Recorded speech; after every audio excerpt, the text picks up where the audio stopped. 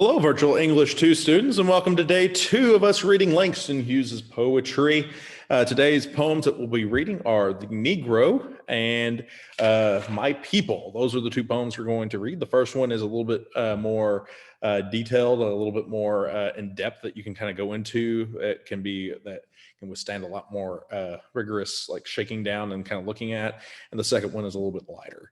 But regardless, we're going to talk about, I'll read them to you. That way you can think about them. As mentioned in class, we read them twice and I give them about a minute to write down their initial thoughts. And then we come together and share. But for y'all virtual students, that's kind of a little bit more difficult. So before I read each poem, I'm going to kind of explain some of the some literary elements and some things to think about while going into it. So at least you can kind of get primed for it. These are things that we talked about as a class while we read the poems. Keep in mind when we read poetry, poets they embed information in certain areas. Since the poems are shorter, they don't have as much room to explore an idea, which that's all poetry. Any writing is just an exploration of an idea. Poetry just tries to condense it and shape it in a very interesting way. So poets like to use first line, last line, first line of the poem, last line of the poem. Important information is usually trying to be detailed. Imagery, anytime the poet tries to exploit your senses. So sight, smell, taste, hearing, and touch. That if it's appealing to any of those senses, that's imagery, and usually there's a significance tied to that. Anytime something is repeated, that is something that you could also look to. And then, of course, figurative language, which is similes, which are comparing two things, and metaphors, which are saying that they are the same. So those are the 5 things we look for as we interact with a poem. Before we start with reading The Negro by Langston Hughes, I want to talk to you all about allusions. So allusions is another type of figurative language, or not type of figurative, another literary technique in which you're probably more familiar with it with an allusion, ALLUSION. So allusion with an A, not illusion with an I, but an allusion with an A is simply a reference. When somebody is making a reference to something, that's so an allusion is just a fancy way of saying reference, referring to something. So in this poem, The Negro by Langston Hughes, he uses allusions to help kind of bring some ideas to light. And to help you out, I'm going to kind of like point out the allusions and kind of explain some of them to you because some of them went over people's heads. So, of course, the first one would be Caesar. Caesar, of course, was the leader of Rome back around back in ancient times, around 44 BC or 30 something BC, before he gets shanked by a bunch of people, stabbed like a bunch of times, et tu Brute and all that, and then falls Caesar. It's my favorite Shakespeare play. Anyway, it refers to him, and then the next one is Washington. He's referring to George Washington, our first president. Then he talks about the pyramids, and then he compares the pyramids, or he refers to the pyramids at the same time as he's talking about the Woolworth building. The Woolworth building at one point in time was the tallest building in the world. And when Langston Hughes wrote this poem, the Woolworth building was the tallest building in the world. It later got surpassed by the Empire State Building and the Twin Towers. And I believe back when they were still standing, and then I believe the current tallest building, I don't know the name of the current tallest building in the world, but it's located in Dubai, which is in the Middle East, near Saudi Arabia. So that's another allusion that he makes to a reference he brings up. And then, of course, Africa to Georgia, Sorrow Songs, Ragtime, Congo, and Texas are all allusions that he's bringing up to kind of like shake loose and connect the poem to the real world.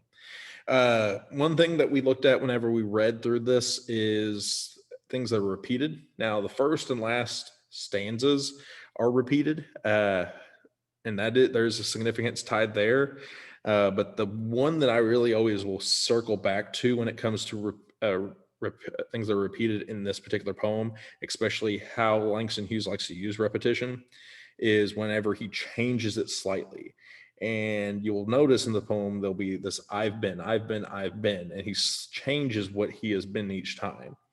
And one thing to think about while you interact with that is think about how, like, yeah, we're kind of seeing a progression each time here, but then at the end of the day, they're still hitting a wall, and there's still a big thing in the way.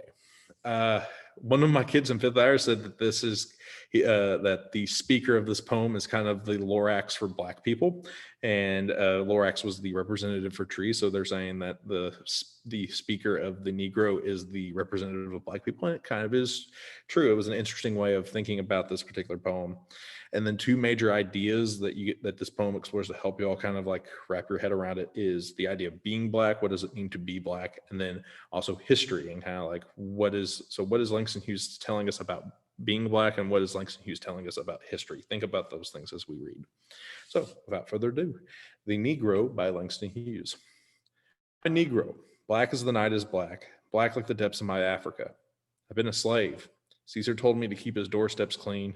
I brushed the boots of Washington. I've been a worker. Under my hand, the pyramids arose. I made mortar for the Woolworth building. I've been a singer. All the way from Africa to Georgia, I carry my sorrow songs. I made ragtime.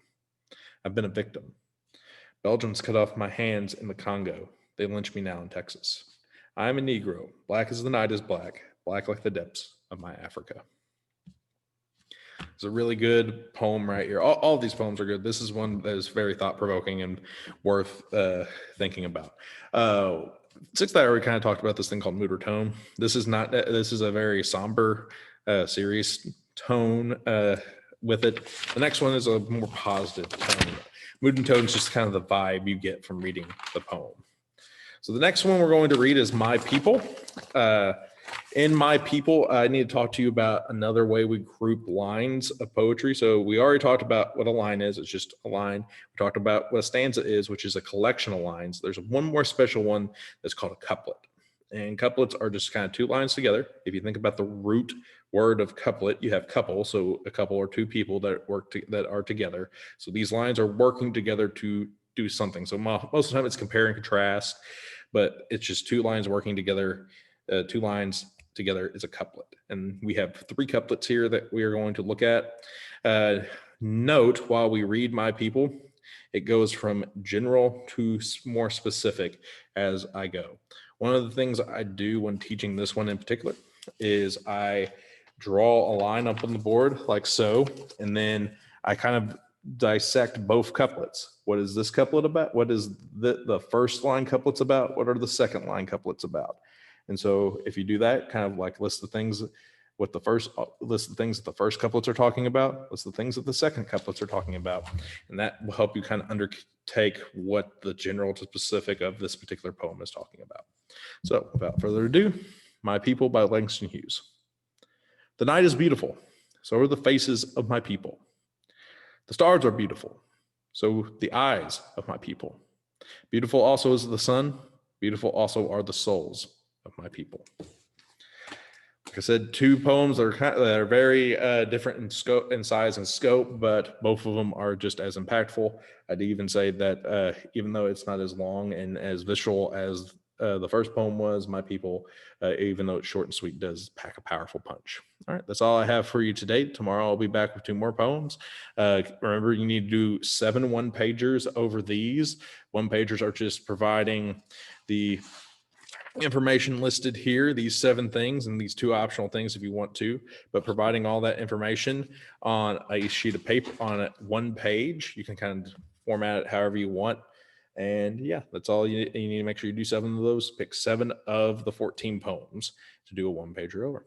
So that's all. I'll see you all tomorrow. Bye.